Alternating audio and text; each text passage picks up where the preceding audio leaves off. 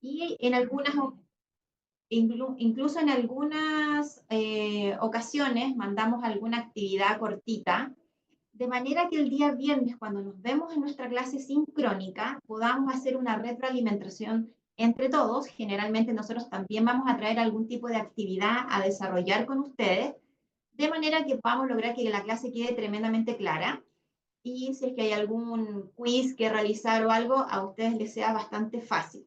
Y sobre todo después cuando llegamos a las etapas prácticas también sea muy fácil de desarrollar.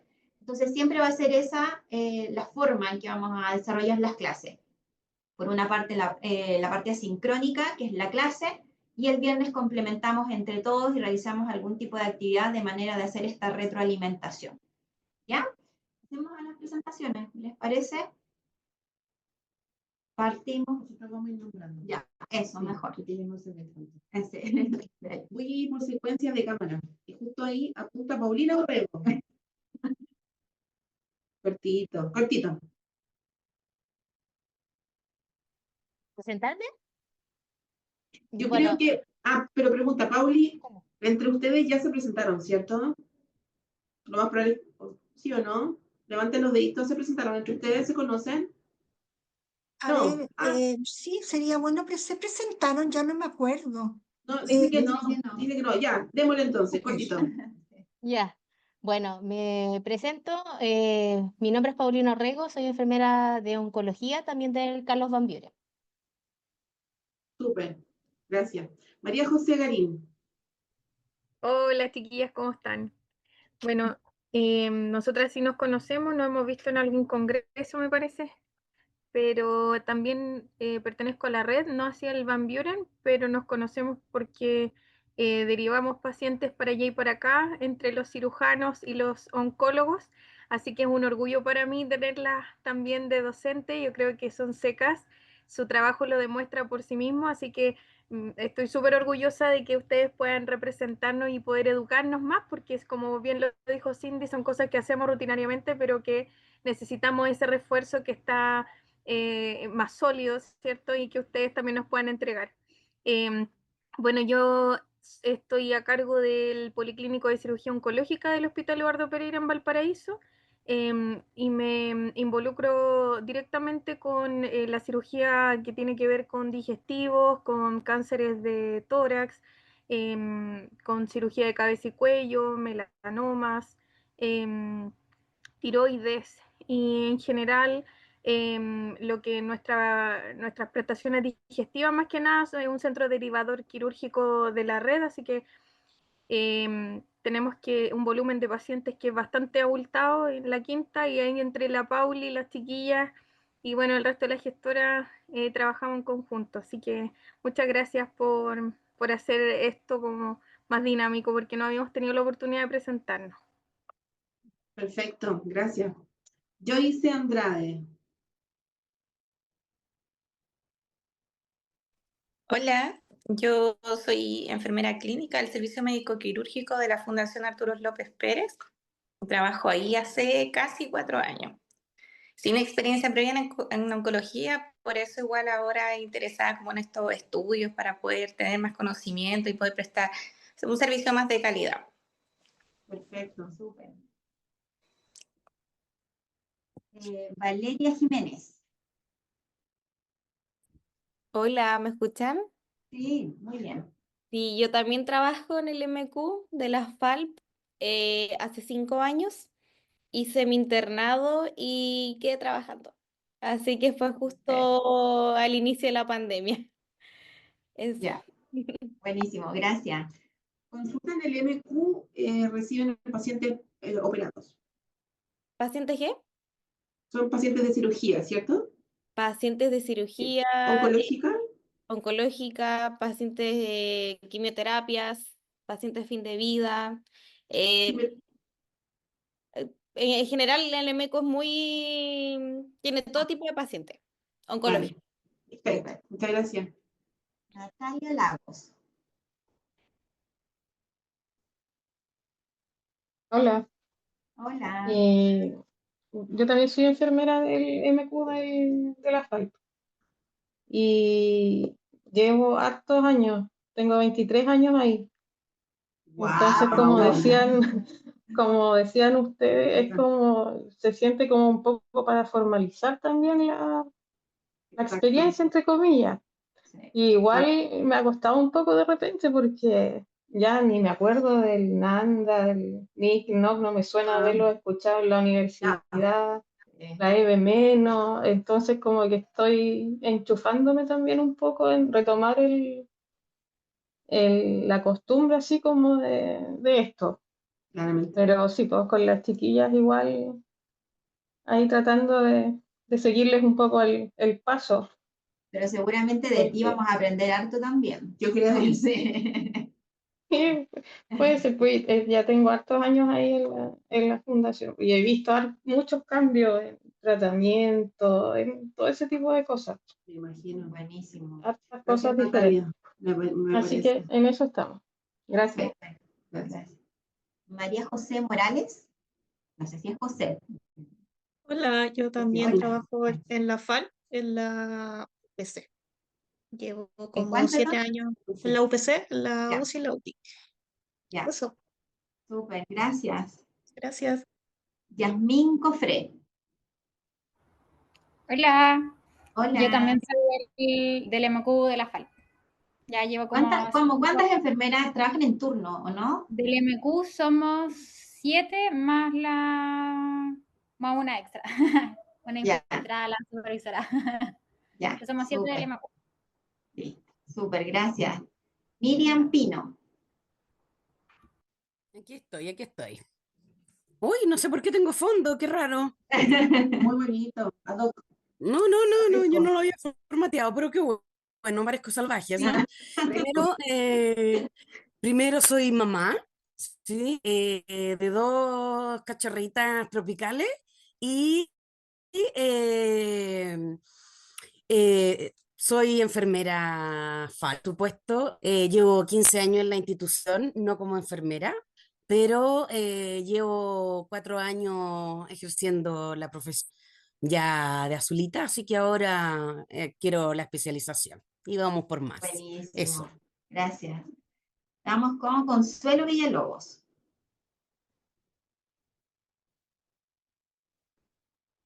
¿Se escucha? No te escuchamos, Consuelo.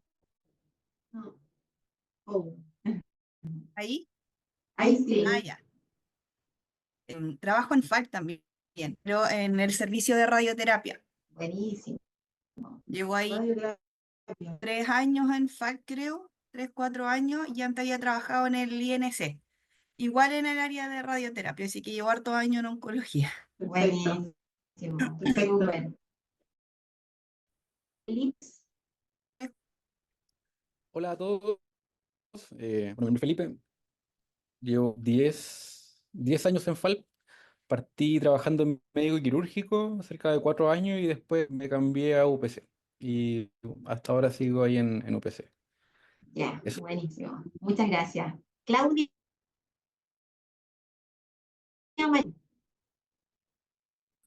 Hola, soy enfermera de hospitalización transitoria, de FAL y cirugía ambulatoria.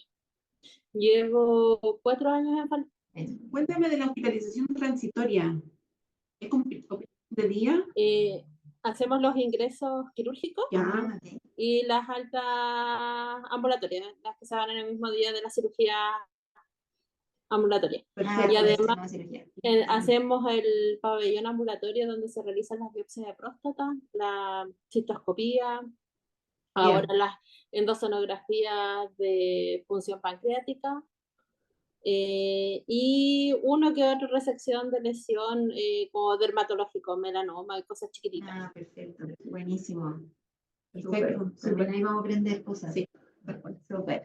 Macarena Ramírez, por favor. Hola, buenas, ¿qué tal? Hola, hola. También soy enfermera de FALP, llevo trabajando en la institución 12 años. Los últimos 4 o 5 años, y al inicio de pandemia, trabajo en la UPC, que es donde vemos pacientes intermedios y críticos, UCI y UTI en realidad. Pero anteriormente trabajé casi 7 años en médico quirúrgico de la FAL también. Pero anteriormente, porque soy enfermera hace 17 años, trabajé en la oncología de la INDISA. O sea, todo mi recorrido de enfermera siempre ha sido oncológico. médico quirúrgico y ahora UPC. Súper. Así que eso. Muchas gracias. Ya. Jacqueline Corbalán.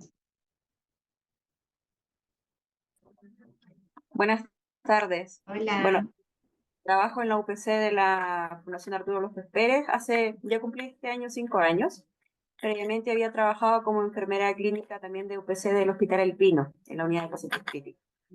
Así que, bueno, para mí un cambio bastante radical. Paciente crítico como tal al oncológico, porque la verdad, si bien hay procesos que son similares, la oncología es una especialidad bastante fuerte, requiere harta demanda, harta fortaleza psicológica de la parte de uno. Y eso es lo que también experimenté al trabajar en la FAL. Así que ahora, con esta especialización, espero poder también adquirir ciertos conocimientos que me perfilen más al cargo. Oye, Jacqueline, tus expectativas del curso. Expectativas las mejores, un mejor aprendizaje, irme introduciendo cada vez más a la parte oncológica, porque si bien uno lo ve con pacientes, es muy diferente, al menos que respecta a mí, verlo de manera como desde el inicio, del principio, porque uno llega como a la unidad del paciente crítico, ya estando grave o en intermedio. Entonces, yo no los he visto como de la parte más básica, por así decirlo, desde el diagnóstico, desde cómo empezó, desde la parte nuclear, de la familia. Entonces, para mí es como todo de nuevo. Perfecto, te entendí. Súper. Sí, vamos a dar toda esa vuelta. Sí, Efectivamente, vamos a dar toda la vuelta, desde que un paciente se siente bien hasta que llega. Sí, no tenemos capítulo de UCI, pero sí los esquemas y los tratamientos que los debes conocer y nos vamos a ir complementando. Daniela Torres. Trabajo hace casi 4 años en FAL. Antes en la vida nunca había estado ni cercano a pacientes oncológicos, así que ha sido una experiencia bastante enriquecedora y con esto aún más. Perfecto, gracias.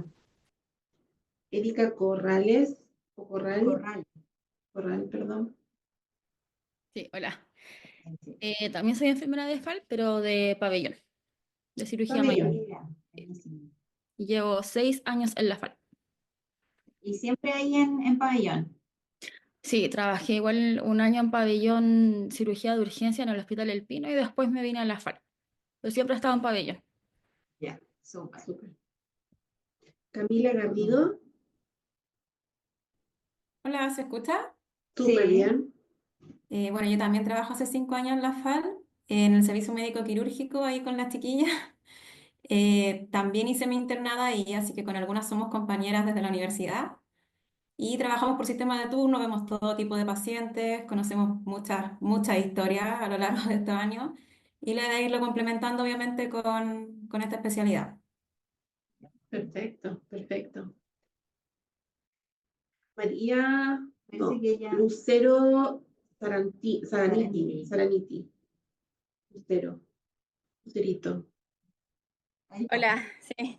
El pelo largo, porque era Lucerito. Bueno, mi nombre es Lucero, soy enfermera de quimioterapia ambulatoria de la FAL. Estoy en el área de educación. Tiene un área específica que educamos a todos los pacientes que ingresan a hacerse su tratamiento ambulatorio. Tengo una hija de 3 años que anda por aquí y eso, en total llevo 4 años en la FAL. Y eso, la única como experiencia que tengo en oncología es allá en la quimio. Perfecto. Estaba echando de menos a alguien de la quimio. Sí. Gabriela Lavalle.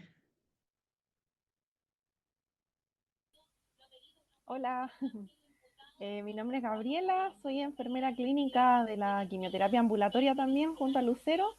Llevo 3 años desempeñándome ahí, neto quimioterapia. Este último año ha sido más de cambios, me tocó estar apoyando a Lucero y a Miriam en la parte del área de educación también, y este último mes estuve en la parte de gestión de clínica, que es más que nada ya un puesto más administrativo en el que hay que ver la ficha de los pacientes, ver si cumplieron con su control, sus exámenes corresponden para dar el paso a la quimio. Así que ha sido como un año de cambios y ahora postulé a la especialidad.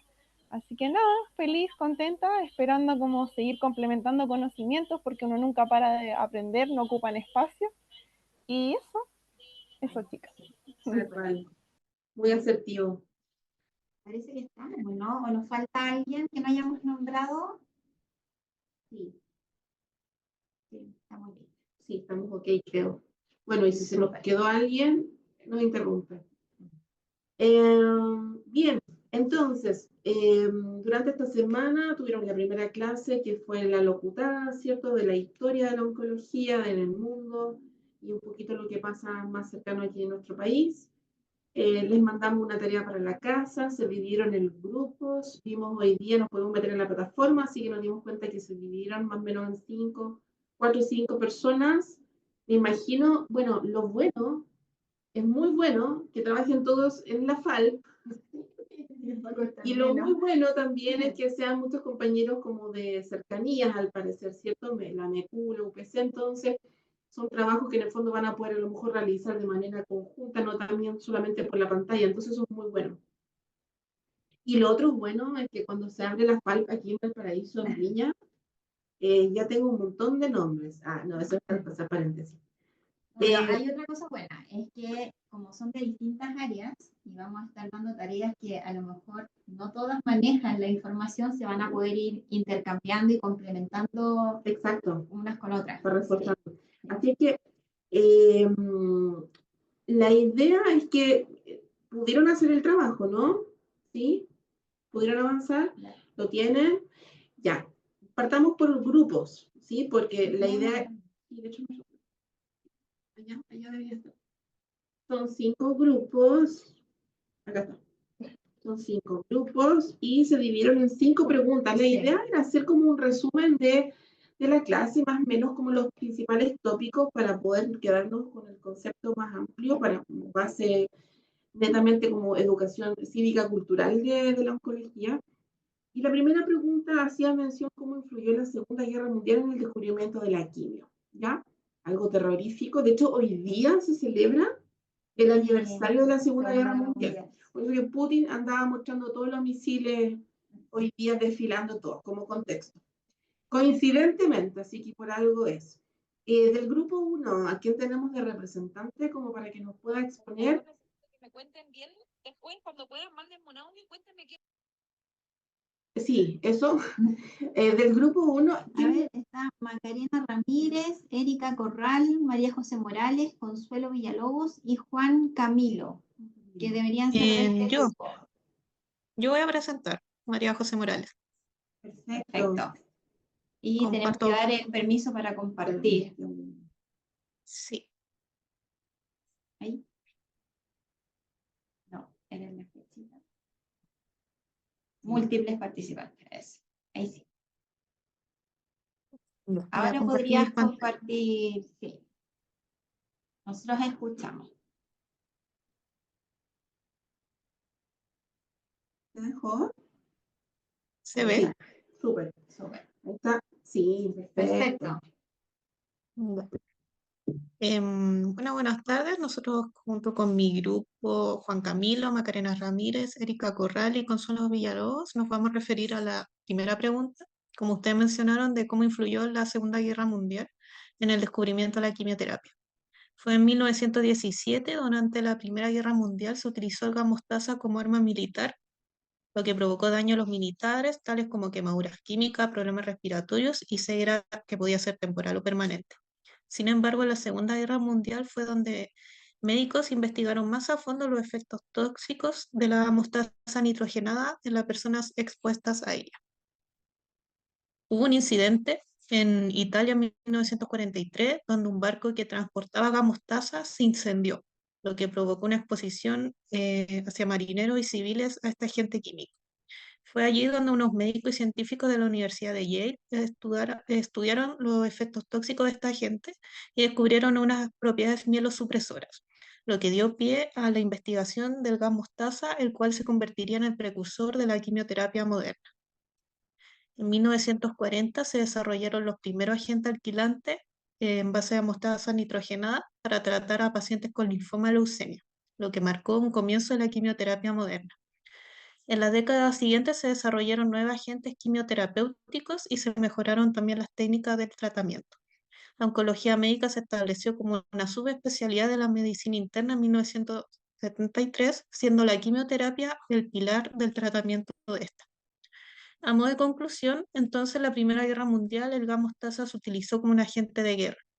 En la Segunda Guerra Mundial ya se estudiaron sus efectos mielosupresores en las personas y Goodman y Gilman desarrollaron ensayos clínicos basados en la mostaza nitrogenada, dando inicio al tratamiento antineoplásico. Esa fue nuestra presentación. Gracias. Súper, muchas gracias. Bueno, hagamos al tiro como una retroalimentación de esta pregunta, que en el fondo fundamentalmente es reafirmar o decir de dónde vino esto, ¿cierto? La quimioterapia, que es como el tema central de las clases que vamos a ver, uno de los tratamientos principales en los pacientes con cáncer. ¿De dónde vino esto? ¿A qué se debe? ¿Cuál es la causa de que, o cómo se originó esto? Y nos podemos dar cuenta que, bueno, la historia nos muestra que ha sido como casi un descubrimiento sorpresivo, pero que fundamentalmente nos reafirma y sobre todo en los efectos adversos que provocó este gas mostaza y que se pudo utilizar de una manera positiva en tratamientos que tenían relación con la formación de tumores. ¿Cierto? No sé si alguna tiene alguna duda de esto, quiere comentar algo o tiene alguna afirmación distinta.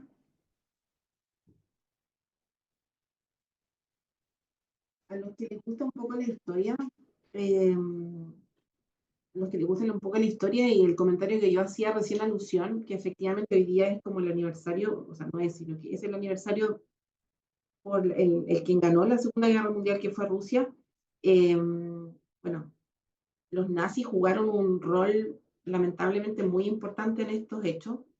Fue Alemania, cierto, quien pierde la guerra, pero también genera grandes triunfos, y son los que se mantienen hasta el día de hoy. Grandes triunfos sin ningún tipo de ética, pero evolucionaron en lo que es salud y tratamiento oncológico, sin, como decía Fernanda, sin ellos estar en conocimiento. Ya habían, obviamente, cáncer, ya habían pacientes con linfoma, ya habían pacientes con grandes tumores, grandes ganglios que no tenían conocimiento de ello, pero en el fondo fueron estudios informales, porque, o sea, un estudio clínico. Ningún método científico. Exacto. Directamente tirado la mostaza en el camino y dejaron un desastre, pero que a la vez evoluciona y patenta la historia. Muchas gracias, yo creo que el resumen está súper bien. Puntualizado, con lo acuerdo en lo que las clases que vimos, yo creo que con eso nos podemos quedar súper bien. Gracias. El segundo grupo dice, ¿cierto?, que aportaron Gilman y Goodman en el tratamiento del cáncer. Sí, aquí vamos nosotros, grupo número 2. Voy a tratar de compartir. No tengo mucha experiencia con esta plataforma, así que si no me resulta, voy a... Ya te resultó. Perfecto. ¿Sí? Ya, Listo, perfecto. sí, te vemos. Súper.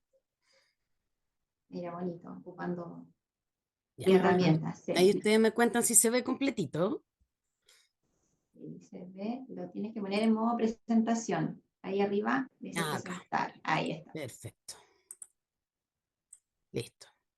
Ya. Ahora sí. Entonces, a nosotros nos tocó hablar de estos jóvenes, pero obviamente también vamos a comentar respecto a los inicios de la quimio. En nuestro grupo está Jocelyn Larenas, Paulina Orrego y María José Garín, que son nuestras coleguitas de Valpo, y Gabriela Lavalle y Miriam Pino, que somos de la quimio ambulatoria de FALP. ¿Ya? Gilman y Goodman son químicos que obviamente se especializaron, hicieron su doctorado en Yale y fueron investigando y profundizando sus conocimientos de farmacología, y fueron considerando en realidad que todo lo que iban profundizando no era tan satisfactorio y que en realidad los textos no transmitían la enseñanza, así que fueron tratando de captar lo que más pudieron a través de revistas contemporáneas y al final compilaron lo que más pudieron de estos textos y crearon sus propias bases farmacológicas y hicieron su texto y publicaron su primera edición de bases farmacológicas en 1941. A través de todos los sucesos que hubieron históricos, obviamente, así tal cual comentó la colega anterior, y ustedes también que nos hicieron la retroalimentación, la guerra obviamente desató un caos tremendo y obviamente en la primera guerra los gases quedaron disipados y obviamente surgieron tremendos caos, pero también hubieron cosas que pudieron estudiarse a través de las víctimas que sobrevivieron y los estudios que pudieron recabarse a través del gas mostaza se dieron o pudieron constatar que al final la disminución aguda de los glóbulos blancos pudieron en el fondo dar pie a que o dar generar hallazgos en el fondo que pudieron después dar muchos más pasos para investigaciones de los efectos que generaba la mostaza de azufre a nivel hematológico.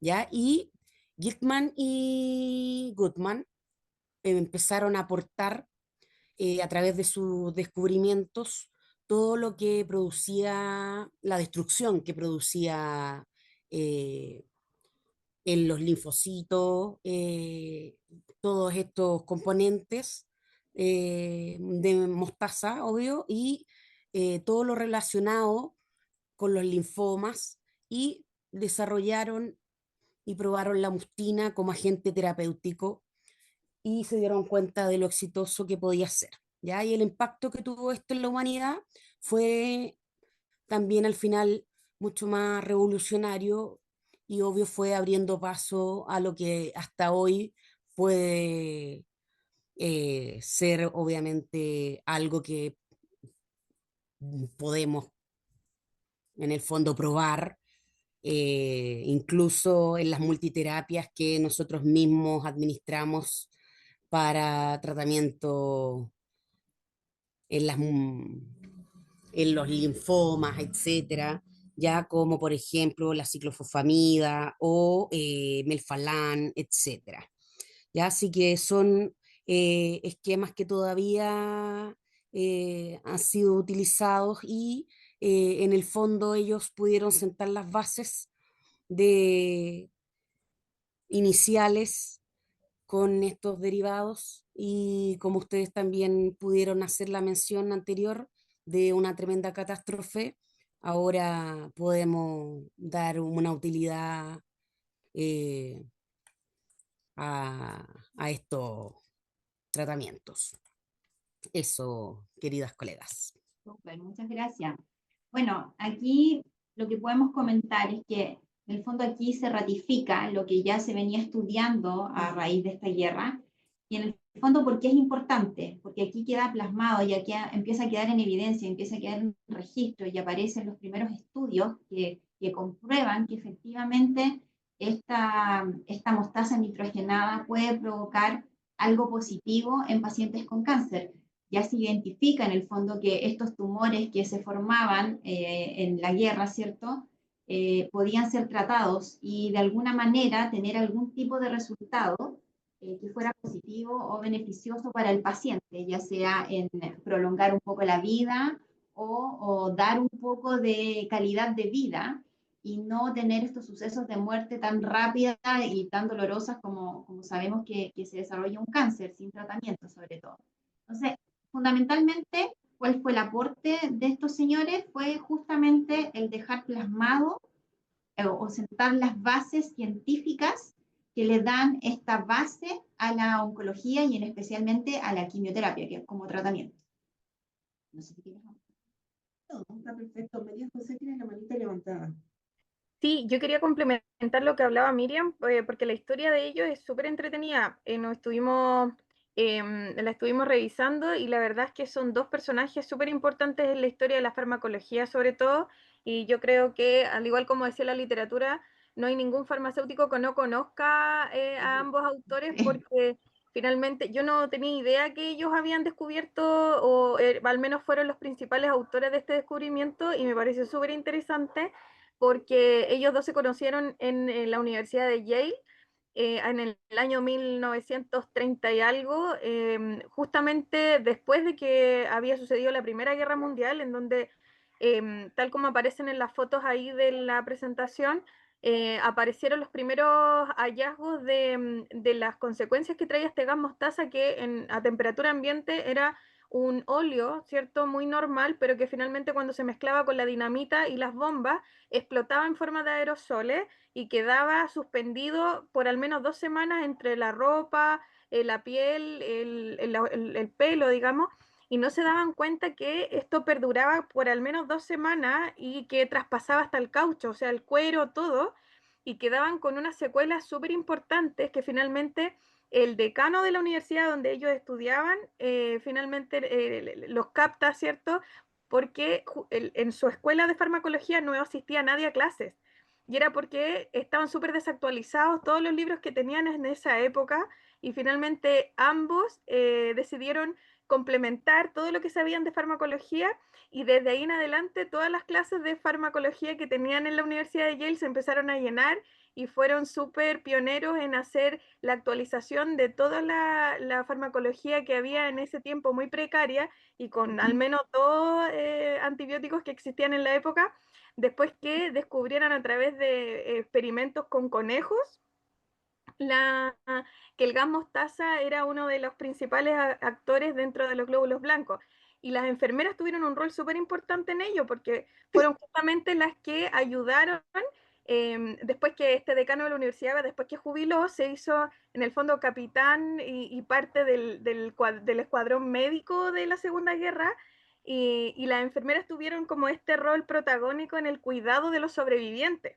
Y fue ahí cuando hicieron todo este estudio del gas mostaza, en donde descubrieron que tenía un fuerte como intervención en los glóbulos blancos, en los tejidos, todo lo demás, para poder seguir estudiándolo. A pesar de que tenían una súper poco sobrevida, digo, muy corta, eh, como decía la colega, sentaron las bases en el fondo para que ya en el año 40, por ahí, empezaran con un tratamiento más definitivo en humanos.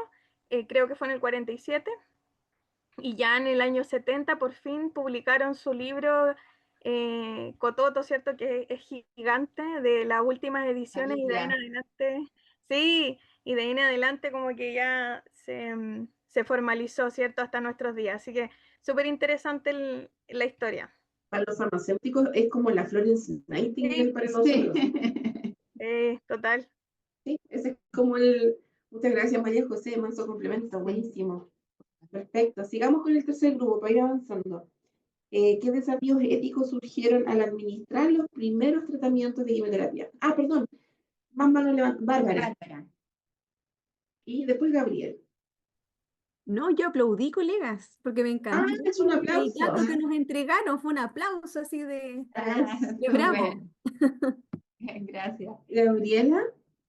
Sí, yo también quería como complementar que otra cosa que me llamó la atención haciendo la tarea con Goodman y Gilman es que no recuerdo cuál de los dos, pero el que estaba primero, creo que Goodman, El de era bigote como era muy... Goodman. Sí, ya, Gilman. Gilman era muy generoso como en compartir su espacio de trabajo, decía una de las... De hecho, después si nos quieren pedir como los donde investigamos, porque había una revista muy buena que tenía toda la historia, era muy generoso en su trabajo y permite a Goodman entrar. Entonces, para mí, como reflexión personal, creo que permitirnos como enfermeras, que lo estamos haciendo acá, conocer a enfermeras de otros lugares, compartir, estar en sociedad, nos permite potenciar los conocimientos. Y creo que Absolutamente. es un reflejo, la creación no solo de su libro para mejorar las clases, sino que el que hayan creado los medicamentos para tratar la quimio, los citotóxicos, que es un reflejo de lo que puede hacer la unión como enfermeras, el compartir el conocimiento, y me parece como que eso fue lo más bacán de esta pregunta. Te mandé muchos corazones, no sé si te lo diste cuenta. Efectivamente, entre todos construimos conocimiento, buenísima. Ahora sí vamos con el grupo 3, desafíos éticos que surgieron al administrar los primeros tratamientos de quimioterapia. Y ahí está Felipe, Jacqueline y Ricardo. Yo voy a presentar Perfecto. y compartir.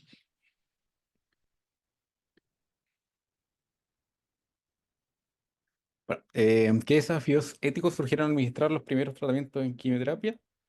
Pero como conceptos clave, ya parte de lo que se hablaba anteriormente, el uso del gas mostaza a nivel militar, la producción de gas mostaza nitrogenado, que es importante el tema de que sea nitrogenado porque había antes otro tipo que era en base a azufre. Y también destacar el tema del desastre del SS John Harvey, que fue donde explotó este barco en Italia. Y gracias a la observación de médicos que estaban en esa zona, pudieron ver cuáles eran los efectos que tenía este gas en la población civil. Que la reacción química del nitrógeno a nivel celular provoca la muerte celular, afectando el ADN directamente, y el uso de la mecloretamina por los investigadores Goodman y Hillman, y que fue en un paciente con linfoma no Hodgkin. El contexto histórico, que el tratamiento oncológico en la década de 1940 era la cirugía y la radioterapia, incluyendo las neoplasias hematológicas. Había poco conocimiento sobre la génesis del cáncer. El uso de alquilantes fue netamente por observación, ya que se desconocía el mecanismo de acción de este, y escaso conocimiento sobre el linfoma de Hodgkin, que en ese tiempo se le decía linfosarcoma. Había ausencia de regulaciones, ya que el código de Nuremberg fue posterior a la administración de este medicamento en 1947, ya que tiene mucho que ver con el tema del consentimiento informado. La exposición a los pacientes a efectos secundarios severos, ya que esta persona que estuve buscando el nombre de quién fue, pero no encontré, y al parecer tampoco hay registro del nombre de quién fue. No conocía los efectos secundarios y, bueno, finalmente termina falleciendo por estos, y que fue el nacimiento de la quimioterapia como lo conocemos ahora.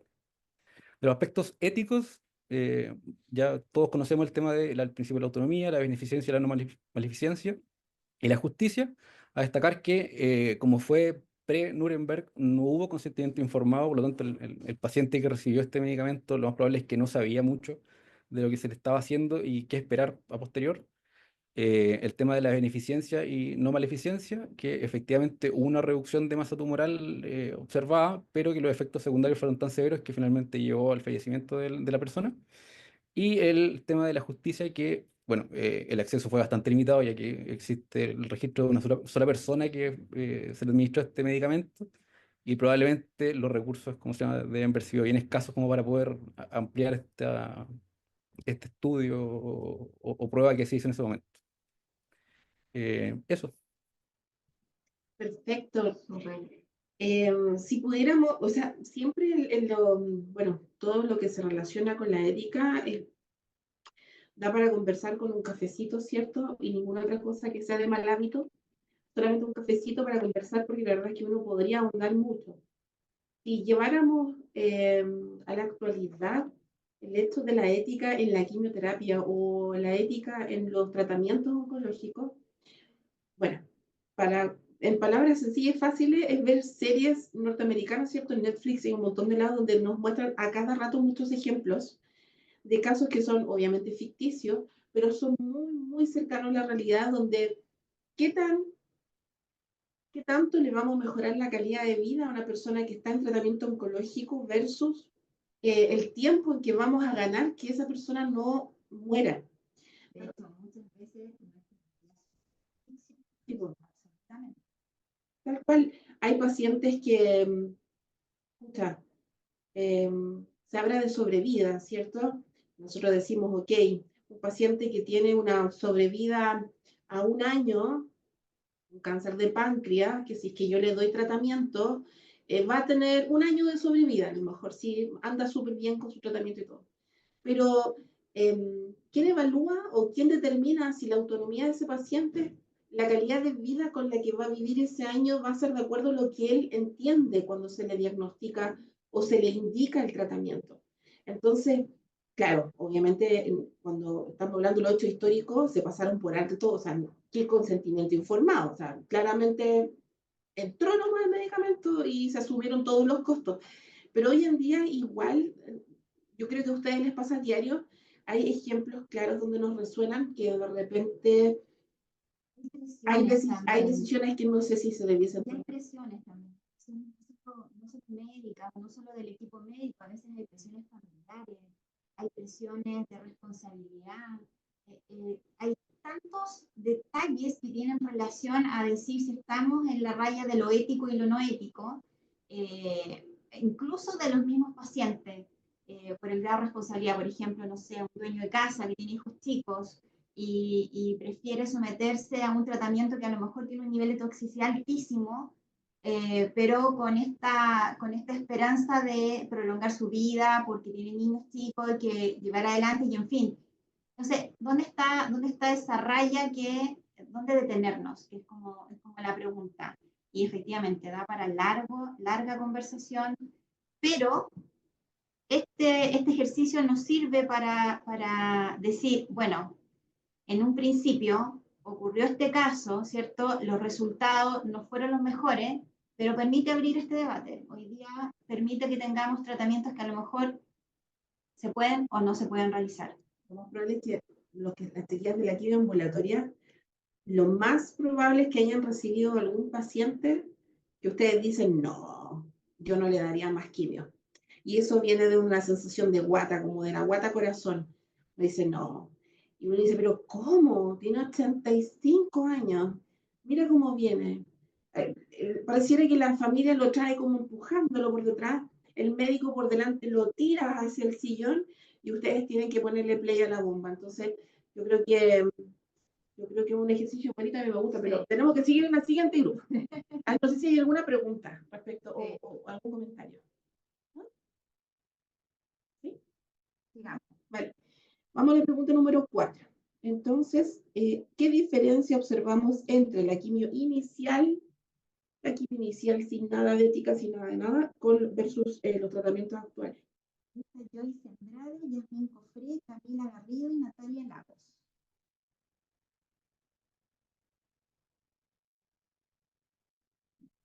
Ningún grupo. Natalia Lagos, ahí está.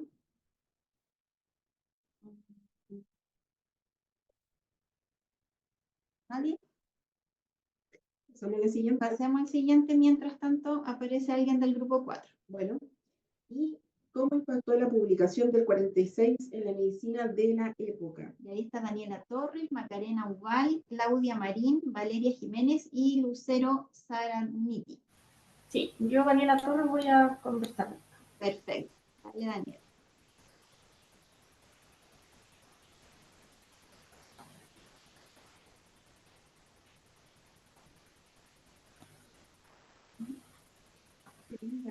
Ya, ahí sí. Bueno, la pregunta que nos tocó fue cómo impactó la publicación ya de 1946, la época de la medicina de la época. ¿Cómo nombró usted los integrantes? Claro que Macarena, Valeria, Lucero y yo, Daniela. Vamos a introducción, que en realidad está igual como una pregunta de cierre, no de cierre, conclusión de todo lo que estamos conversando. En 1946, estos doctores, estos químicos, hicieron esta publicación de un estudio pionero sobre el uso de la mostaza nitrogenada para tratar el linfoma. Este descubrimiento marcó el inicio de la quimioterapia moderna y transformó el enfoque terapéutico del cáncer. Este es un poco el contexto histórico, que es lo que ya hemos conversado. Y este fue el estudio ya que se hizo, que se publicó en la revista JAMA. Y este artículo, a modo de resumen, se documentaron los efectos terapéuticos de estos compuestos derivados de la mostaza, específicamente la mostaza nitrogenada, en pacientes con enfermedades hematológicas como la leucemia y el linfoma de Hodgkin, estos investigadores observaron que la administración de estos agentes alquilantes provocaba una reducción significativa en el tamaño de los tumores y una mejora temporal en los síntomas de los pacientes. Aunque las remisiones no eran transitorias y los efectos secundarios considerables, como ya habían mencionado, estos hallazgos demostraron por primera vez que era posible tratar el cáncer mediante agentes químicos, abriendo así una nueva era en la oncología. Los principales aportes que se hizo en base a esta publicación fue el nacimiento de la quimioterapia moderna. Hasta ese momento el cáncer era prácticamente intratable, ya solamente en fase avanzada. Esta publicación demostró que las sustancias químicas podrían reducir los tumores, lo que dio origen a lo que es la quimioterapia sistémica, cambiando el enfoque que tenía en ese momento. Además, cambió el paradigma, que la medicina de entonces se centraba en tratamientos quirúrgicos y en menor medida en radioterapia, y se dio la posibilidad de usar fármacos para tratar el cáncer, que esto trajo, como les decía, un nuevo paradigma terapéutico, ya pasaba a ser más sistémico y no solo localizado. Desarrolló la oncología como especialidad, impulsó que se hicieran nuevas investigaciones intensivas sobre agentes quimioterapéuticos, desarrolló nuevas drogas antineoplásicas y eventualmente al inicio de la oncología médica como una especialidad reconocida que, bueno, ahora está así. Y además un punto muy importante que resaltó la necesidad de establecer protocolos éticos, principalmente para hacer estudios en humanos. Además hubo una colaboración entre la ciencia y la medicina, ya que con esto se pudieron convertir conocimientos bélicos en ese momento, que, bueno, en este contexto de la guerra, estableciendo un precedente ético y científico importante. Además, hubo una mayor inversión en la investigación médica, ya que se incentivó en varios gobiernos e instituciones a invertir más en investigación biomédica, especialmente en el tratamiento del cáncer, abriendo camino para las décadas de avances posteriores. A modo de conclusión, esta publicación no solo revolucionó el tratamiento del cáncer, sino también abrió nuevas vías de la investigación médica, y destacó como una observación en tiempos de guerra cómo pudo transformarse en una herramienta terapéutica que ha salvado millones de vidas hasta ahora. Eso. Fue en el fondo un poco un resumen de lo que hemos visto durante todas las presentaciones. ¿Quieres hacer algún comentario o algo?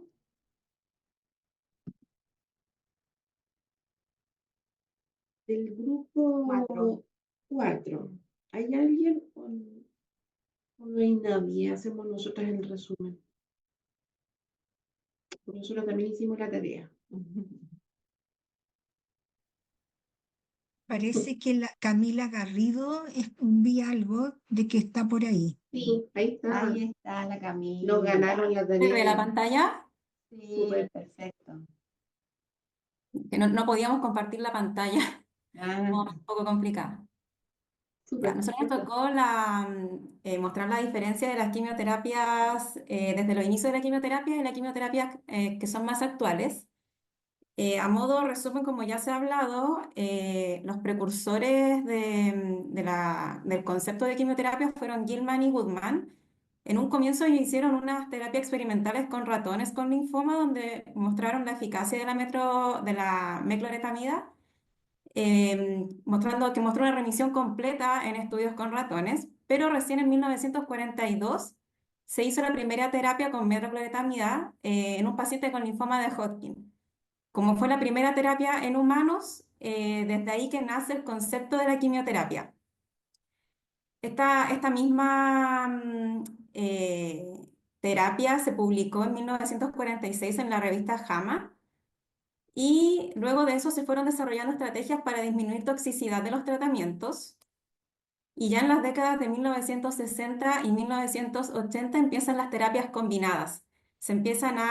Anteriormente, la quimioterapia incluía solamente un medicamento, y luego durante estas décadas del 60 y el 80 ya se empiezan a incluir más de un medicamento y se empiezan a formar los esquemas de quimioterapia, como el esquema MOP en linfoma de Hodgkin, que incluye mecloretamina, vincristina, procarbazina y prednisona, o también como el esquema CHOP en linfoma no Hodgkin, que son dentro de los primeros documentados en la época, que incluye ciclofosfamida, doxorubicina, vincristina también y prednisona. que fueron dando cuenta de que realmente generaban una remisión completa en los pacientes en que se utilizaban estas terapias. Y ya pasando a tratamientos más actuales, hoy en día hay terapias más específicas y personalizadas, que esto se va como documentando desde la década del 2000 en adelante. Se empiezan a emplear terapias dirigidas en donde los fármacos atacan blancos moleculares específicos, minimizando los efectos secundarios al reducir el daño a células sanas. Desde 2010 en adelante surgen nuevos tratamientos como las terapias génicas y la inmunoterapia, que estimulan al sistema inmune contra el cáncer. Un ejemplo de esto también es la terapia CAR-T, que modifica genéticamente los linfocitos T para atacar células tumorales. Y desde el 2020, ya hace poquito, comienza la quimioterapia más personalizada aún y la medicina de precisión, que ajusta el tratamiento según la mutación genética que viene de cada tumor. Junto con esto se avanza en la nanotecnología, que mejora la administración de fármacos y reduce efectos adversos, ya que genera una liberación controlada y prolongada y reduce la toxicidad al administrar la dosis de manera gradual en los pacientes. Un ejemplo de esto también que quisimos colocar fue la inmunoterapia epcoritamab, que es una inmunoterapia bien específica que se une simultáneamente al CD3 en las células T y al CD20 en las células B, que son malignas, y induce la activación y la activación citotóxica de las células T, lo que permite la lisis de las células Diana en específico. Eso a modo resumen de la historia, cómo ha ido avanzando la quimioterapia. Súper, Súper bueno. súper. Bueno, finalmente, como en resumen de la quimio inicial, de todo lo que se descubrió con los hechos históricos que marcan y que hemos ido conversando, ¿qué nos encontramos? Limitaciones. Limitaciones y muchos efectos secundarios que no me quiero ni imaginar cuántos efectos secundarios generaban este tipo de quimio, en el fondo como una quimioterapia sin evidencia científica no formalizada, y no sé qué tipo de nivel de tasa de respuesta también tenían, ¿cierto?, las quimios iniciales, versus las quimios actuales, en donde ya tenemos absolutamente todo en cadena, investigado, como debe ser, ¿cierto?, las investigaciones. Pero ojo que, o sea, una de las cosas que a mí particularmente me llama la atención es que igualmente hay esquemas que se usan hasta el día de hoy. O sea, el shock, por ejemplo. Claro, pero ya sabemos qué efectos secundarios va a generar, ya sabemos a lo que nos enfrentamos. Ahora somos conscientes. Exacto. Antes no. Con conocimiento. Exacto. Sí. Y bueno, conocemos también los tiempos de mejora, de tiempo de supervivencia, conocemos, como decía Peña, los efectos secundarios. Entonces, bueno, no sé si ya vieron la clase donde hicimos la línea de tiempo, creo que no. No, fue un día. Donde también en el fondo vamos a ahondar un poquito más en lo que son, no, todavía no, en lo que son las quimioterapias de inicio hasta las quimio o estas terapias nuevas que existen, ¿cierto? Las mencionamos aquí. Las que mencionó la Camila. Por ejemplo, ha sido una revelación, sobre todo en cáncer de mama, nos da la opción de tener la posibilidad de tratar de forma distinta según el tipo de cáncer. Entonces, una reflexión de esto es que si lo pensamos en un corto plazo, porque tampoco son tantos años de estudio, piensen que, o sea, muy rápido, desde que ya se estampa que la quimioterapia es uno de los tratamientos principales para tratar cáncer, al 2025 en el que estamos hoy día, sí, es una evolución muy rápido y con grandes resultados. Siempre pensando en que, bueno, todavía no logramos la cura 100%, pero hemos ido avanzando y sobre todo hemos ido avanzando en lo que tiene relación con efectos adversos. Vamos en segunda línea, en tercera línea, en cuarta línea. No conozco No. la quinta, pero sí. Pero estamos avanzando. Entonces, esa es como la principal reflexión, creo yo. No sé, ustedes qué piensan o qué quieran aportar a lo que hemos conversado. La idea es que hagamos bien participativas las clases porque de esa forma aprendemos todos y si tenemos alguna duda la podemos resolver aquí en el momento.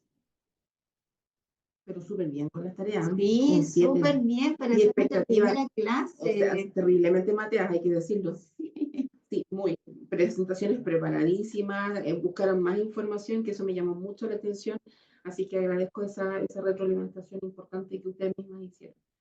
Súper bien. Sí, muy completos los Eh, trabajos. Así que ¿ah? yo también, yo metiendo la cuchara nomás desde la academia aquí, ¿Sí? no agradecer el compromiso, porque igual ellos se organizan, todos tenemos Sí. distintas actividades, ¿no es cierto?, durante la semana y dinámicas distintas, y aún así se tributan el trabajo impecable, sus presentaciones, sus PPTs, así que agradecer también este paso por la historia que tanto nos marca, ¿no es cierto?, todos los que hemos estado en el área de la quimioterapia. Sí, un nivel muy bueno. Y a mí me gustaría también aportar algo así como de público. Dígame. Hay muchos mitos y muchos temores de la quimioterapia en las personas. Cuando tú dices vamos a hacerle quimioterapia, da mucho miedo. Yo creo que todavía está esa cosa mental de que te destruye muchas células, te quedas, que tienes muchos colaterales, efectos adversos. Y hay mucho temor a eso. Eso yo creo que quizás a nivel público, disminuir un poco ese mito de miedo. ¿M? No sé, eso Igual es un poco eh, cierto. sí, es un poco cierto, pero como ustedes dicen, los avances, uno se queda mucho con películas que ve de pronto y da un miedo espantoso. Y resulta que esos cambios, como dijeron ustedes, son súper potentes en los últimos años, en cuanto que la persona, o sea, cada vez las quimios son menos invasivas o menos destructoras de lo que fue hace 20 años atrás. No sé si estoy equivocada o no, pero creo que Lo puede correcto. ser una sensación. ¿Ah? Sí, tal cual. Muchas gracias, Gabriela. Tienes levantadita la mano. Sí, sobre lo mismo que está opinando la señora Isabel, yo también creo lo mismo. Muchos pacientes que llegan a la quimio suelen llegar con un temor terrible a recibir quimioterapia porque creen o han tenido experiencias con familiares años atrás que pasaron por quimio, que vomitaban todo el día, que vomitaban en la quimio, que llegaban vomitando a la casa, que no tenían fuerza al otro día para levantarse. Y sí, hay quimioterapias que son los antitumorales, por ejemplo, las doxorubicina, las mitomicinas, son mucho más fuertes, pero el avance de la quimio y el avance también de las recetas de soporte que se dan hoy en día para paliar estos síntomas ha sido mucho mayor, o por ejemplo ahora existe la quinceo o aquincio para, para evitar las náuseas por 5 días. Entonces o las premedicaciones también se han pensado mucho mejor antes de administrar una quimio. Entonces sí, actualmente es menor los efectos secundarios. Muchos pacientes que ya van en el ciclo 4, 6, ya dicen como, yo le tenía mucho susto y la verdad no, he estado regio. A lo más, no sé, herida la boquita o las uñas, cosas así. Y también la televisión, las redes sociales, las historias de antes, también son muy como a veces dramáticos. Yo me acuerdo haber estado viendo una teleserie hace como un año, donde había una chica que tenía cáncer que se desmayaba cada 2 capítulos. No sé si alguien la vio en el Mega, Al Sur del Corazón, creo que se llama algo así, no sé, o la anterior. Pero la paciente que tenía quimio estaba desmayada y era como porque tenía cáncer. Yo decía, ¿por qué muestran eso en la tele? Como ella está recibiendo a lo mejor, no decían qué tratamiento, pero viajaba como a Puerto Montt a hacerse el tratamiento y volvía así que ya no podía más. Decía, ¿por qué muestran esto? Aumenta el temor de las personas y no refleja realmente el sentir de un paciente con cáncer. Creo que ahora, por ejemplo, en mi trabajo llegó una paciente de una fundación, nos trajo un libro como Cuentos con Alma, pero versión testimonio, y ahí sí tú puedes ver realmente lo que ellos están pasando, lo que ellos están sintiendo y la vivencia del cáncer. Pero la tele generalmente genera como expectativas en las personas que no son. Expectativas positivas y negativas. Sí, tal cual. Sobre todo en las telenovelas y las películas, así como que muestran que efectivamente la quimio es lo peor que le puede estar pasando a la persona. Pero ahora en las redes sociales se está dando un efecto muy entretenido y bastante interesante. Algunas, bueno, ahora hay varias como que se llaman influencers, ¿cierto? Que se diagnostican con cáncer de mama, triple negativo, u otro tipo de cánceres, en donde van mostrando sus procesos y eso nosotros lo hemos tratado de replicar porque es súper bueno, acerca aún más con la valentía que tienen esos pacientes, mostrar su vida privada, ¿cierto? La realidad del proceso que se vive. Y así también nosotros le podemos acercar un poco, tal cual como lo mencionas tú, Gabriela, a una realidad más cercana y real, y no una historia basada en alguien que se puso a escribir y nunca supo lo que era quimioterapia y le puso una tragedia para ganar más puntos de rating nomás. Tanto las redes sociales como la televisión generan un impacto tremendo en la población, positivo o negativo. O sea, de hecho, ¿cuántas veces nos ha pasado que queremos nosotras mismas, por ejemplo, que enfermeras, y nuestro rol fundamental se basa en la educación, y quisiéramos poder transmitir una educación correcta a estos pacientes, a sus familias, porque también genera un impacto familiar tremendo, pero que fuera bien enfocado, sería maravilloso. Pero el problema es que se genera esto. Hay educaciones que se hacen informales a través de experiencias que no explican, por ejemplo, qué tipo de cáncer tenía, en qué tratamiento estaba, o en qué tipificación estaba. Entonces, hay una justificación detrás que para el que no conoce, para esa persona que está al otro lado de la televisión, no entiende y con qué se queda, con lo más impactante. Nos pasó mucho, otro ejemplo claro, el de Claudia Conserva, que es, a nosotros hubo un tiempo en que nos pasaba que en las mismas consultas, primero teníamos que partir explicando que la Claudia Conserva era un caso totalmente alejado del común o de la mayoría de las pacientes que llegaban con cáncer de mama, porque todas llegaban comentando, me va a pasar lo mismo que la Claudia Conserva, pero impresionante, impresionante. O sea, ese documental que ella hizo, que a lo mejor lo hizo con la mejor de las intenciones, generó este temor, terror en muchas pacientes que a lo mejor no estaban para nada cercanas a ese caso. Y efectivamente es ahí donde pasa esto, lo que nos comentaba Gabriela. Tú decís, pero ¿por qué? Porque no nos ayuda. Bueno, pero ahí tenemos que, la idea de este curso también es plantear como rol fundamental de educación de enfermería, que es algo que es inherente a nuestra profesión, ¿cierto? Pero de una manera bien enfocada y de una manera que esté basada en el conocimiento. Esto que ustedes quieren hoy día plasmar, que es decir, soy especialista, donde se marca una diferencia, tiene relación muchísimo con esto. Así que qué buena la reflexión. Sí, sí. Nos fuimos un poco del tema, pero sí, pongámoslo en lo hecho histórico hasta en la realidad. exacto. Súper. Perfecto. Perfecto. Damos una pausa, yo creo. Pero Miriam tiene la mano levantada, chiquilla. Perdón. Miriam. Sí, no, yo justo iba a apelar también al rol inherente de nuestra profesión y que también fuéramos portadoras de voz respecto a las buenas prácticas de nuestros comportamientos. Nosotros también somos agentes de cambio y somos también ejemplos para nuestros pacientes. Entonces, no soy quien, yo soy, debo reconocer mis pecados, entonces también yo fumo y bebo, no soy ningún ejemplo, pero sí tomo mucha agua, hago actividad física, entonces puedo dar muchas recomendaciones equilibra. respecto a la alimentación sana, a todas aquellas otras cosas que sí hago bien. Entonces, en en eso me baso.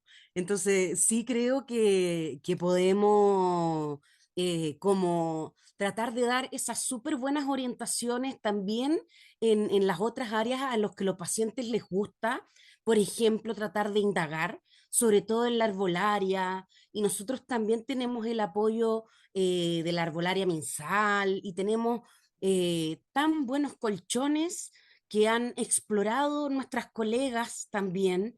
Entonces, tratar de orientarnos a lo mejor en cosas que no hemos explorado, pero sí que tienen la suficiente evidencia como para que nosotros podamos dar buenos consejos y consejos prácticos para que los pacientes sepan que sí tienen consejos que tienen suficientes bases. A eso quiero apelar. Eso. Miriam, en todo caso, el hecho de que uno tenga sus propios pecados yo ¿cuánto se llama? Lo elevo a quien en el fondo me permite acercarme al paciente y él se da cuenta que soy humano igual que él. Y yo creo que cuando nos ponemos a la altura, tal como tú lo reconoces, que tenemos los mismos pecados que el que está sentado al frente, el que tiene cáncer de colon porque siempre comió mucho asado, demasiado, dice señorita, yo lo único que me comía era la carne bien quemadita y la tostada bien quemada. Sí, nos bajamos a su nivel, entre comillas, no un tema de jerarquía, sino que nos colocamos a su nivel y nos damos cuenta que soy humana igual que él, me permite entenderlo y él logra entender cada una de las palabras que tú le estás diciendo. Entonces, los consejos los toman como una educación y el paciente se va a quedar exactamente con lo que tú le estás diciendo. Sí. Sobre todo si es que logras esa conexión y esa empatía, conexión directa con... Sí, de repente un par de palabras son una adherencia al tratamiento. Dime. En realidad deberíamos mostrar el taller. Sí, pues. Y de ahí vamos a ver. Sí. Ahora, no sé, pues no sé, es que no me quiero saltar ninguna manito. No hay ninguna manito. ¿Alguna otra pregunta? No. ¿Algún comentario, nada más? Ya, entonces miren, vamos a hacer un cambio ahora. Ellos escucharon la segunda clase, ¿cierto? Sí, aquí ya deberíamos cerrar la primera semana, ¿cierto? De la primera clase. Y ahora ya nos vamos a transportar a la segunda, la clase de esta semana, que es la quimioterapia con el modelo bifocal. Y aquí nosotros, bueno, ya asumo absolutamente que vieron la clase porque todos tuvieron estudios. Entonces, asumo que todos vieron la clase y lo que vamos a hacer hoy día para hacer esta retroalimentación de esta clase es un taller que lo queremos hacer con ustedes. Entonces, les vamos a hacer un ejemplo. No sé si alguno de ustedes ha hecho un role-playing que queremos mostrar y la idea es que lo hagamos ustedes también a la vuelta de la pausa. Entonces,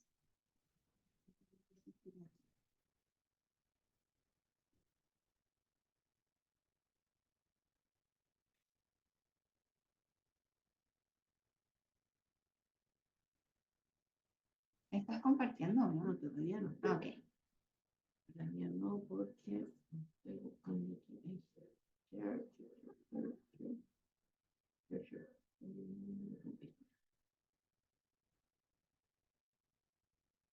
Ahora sí ven, ¿no? Sí, ahí sí ven.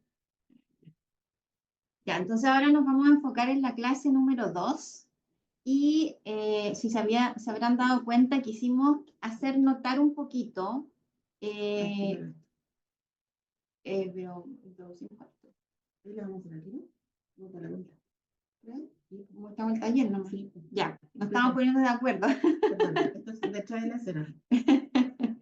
Ya, entonces miren, vamos a mostrarles el taller que vamos a hacer. Vamos a hacer unos casos clínicos chiquititos también. Vamos a hacer en 3 grupos, pero les vamos a mostrar un ejemplo primero nosotras.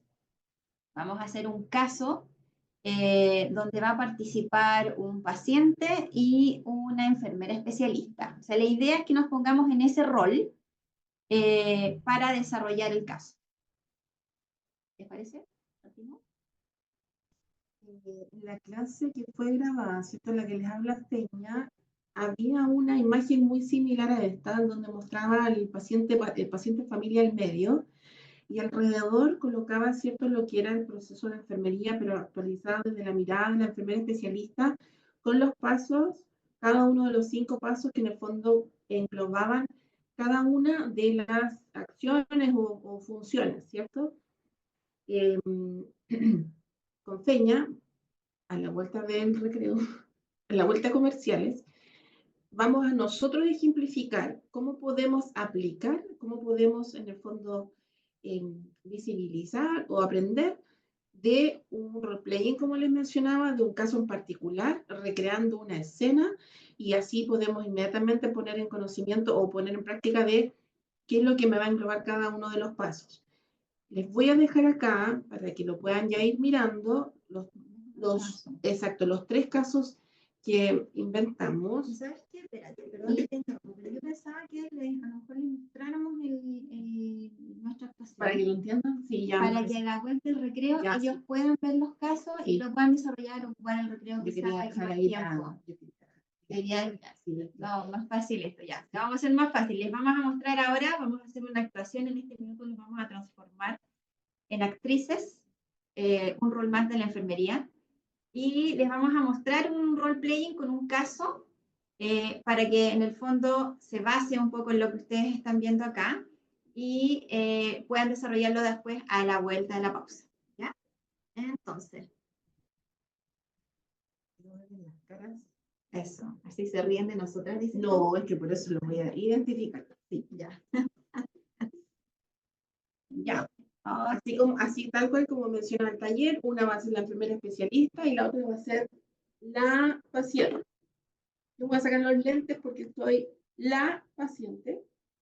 Mi nombre es Ana. ¿Sí? Ana.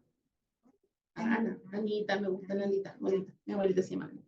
Y Feña va a ser la enfermera especialista. ¿Ya? Voy a poner chascona porque como voy a decir bien chascona. ¿Acá? Ya se están riendo, ¿ah? Sí, las tengo identificadas, ya se están riendo.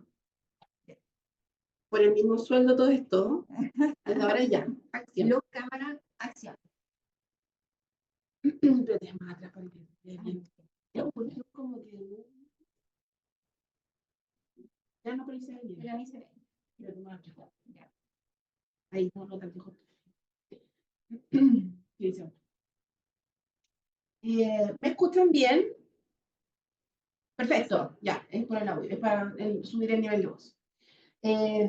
Señorita, ¿me puede ayudar, por favor? Mira, vengo muy preocupada. Lo que pasa es que estoy con unas pastillas que me dio el doctor. Llevo muchos meses tomando las pastillas, son así unas pastillas de grandes. Creo que ya es como la quinta caja que me tomo. Y desde ayer creo que me tomé la segunda pastilla y miren cómo tengo las manos, miren cómo tengo las manos. Ya. Tranquila, mira. Vamos a conversar desde el principio. Ya, primero, ¿cómo te llamas tú? Anita. Anita, ¿de dónde vienes, Anita? De la Ligua, señorita. ¿De la Ligua? ¿Y viniste sola? Solo por eso, y solitas. Vengo solo por eso, ahora a esta hora me tengo que ir rápido porque ya se me va el Tranquila. Y cuéntame una cosa, ¿y en la casa vives solita también? Vivo sola, la vecina del frente es la que a veces me ayuda, me recuerda que me tengo que tomar las pastillas. Ah, perfecto. ¿Se llama la pastilla que te estás tomando? Capecitabina. Eso. Perfecto, entiendo. ¿Y quién es tu médico tratante? ¿Quién es el doctor que te dio esas pastillas? Ah, el doctor Espíndola. Perfecto. Vamos a hablar con el doctor Espíndola entonces. Lo primero que voy a hacer, cuéntame cuántas pastillas te estás tomando en la mañana y cuántas pastillas te estás tomando en la noche. Mire, señorita, por lo que yo lo tengo todo anotado, pero le voy a ser sincera, la vecina es la que me da las pastillas. Yo dejo nomás que ella me las dé, pero ella lo tiene todo anotado. A veces me da 3, a veces me da 2, así. Listo. ¿Ocurre que alguna vez tú notaste que te tomaste más pastillas que el día anterior? Sí, y coincide justo cuando me siento súper mal. ¿Y qué sientes? Muéstrame las manitos. Mire cómo las tengo. Ya, y cuéntame, ¿qué estás haciendo en la casa para las manitos? Mire, cuando yo vine la primera vez aquí, la enfermera, una señorita de azul, me dijo que yo me tenía que echar mucha crema en las manos.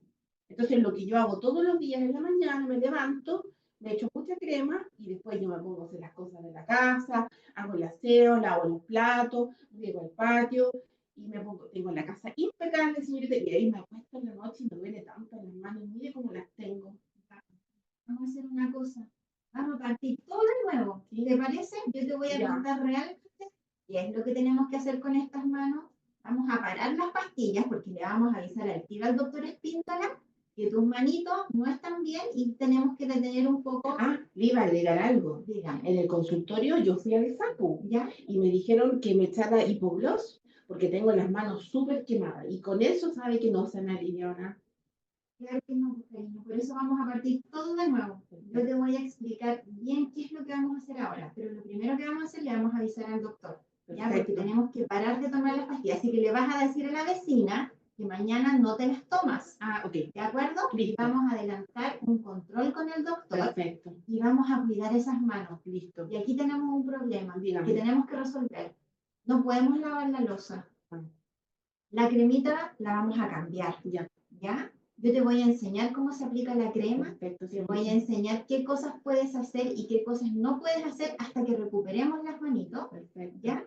Y vamos a aprender juntas cómo vamos a recuperarnos de esto y si es que retomamos el tratamiento según lo que nos diga el no doctor. sabe cómo me siento más aliviada. Entonces ahora podemos empezar de nuevo porque me dijo tal información que ya no la recuerdo. No te preocupes porque te la voy a explicar, te la voy a escribir, te vas a llevar todo anotado para que nada se te olvide. Gracias, señorita, se pasó.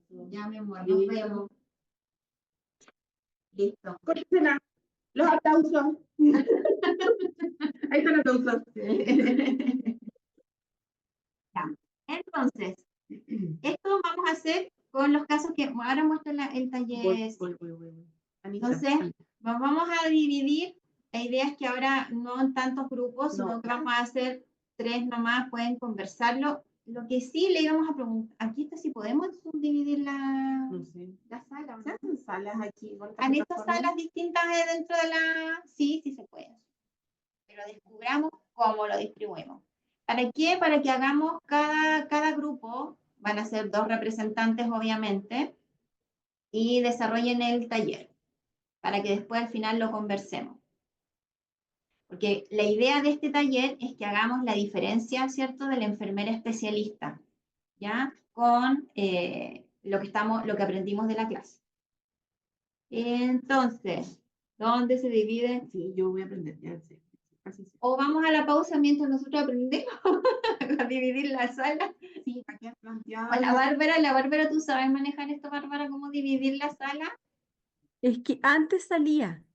Ahí estoy revisando los controles porque antes tú podías hacer la pandemia nosotros. Sí. Así hacíamos los Sí. talleres y todo. Y con los nosotros lo chicos. hemos hecho, pero en Sí, este aquí minuto no me estoy acuerdo. revisando los Ya. controles.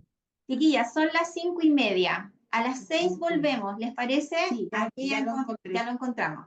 ¿Lo A las 6 encontraron? volvemos y dejémoslos divididos al tiro, po. Sí, aquí lo estoy haciendo. ¿Listo? Entonces van a quedar divididas para que descansen un ratito y trabajen entre los grupos y tenemos que mostrarles si lo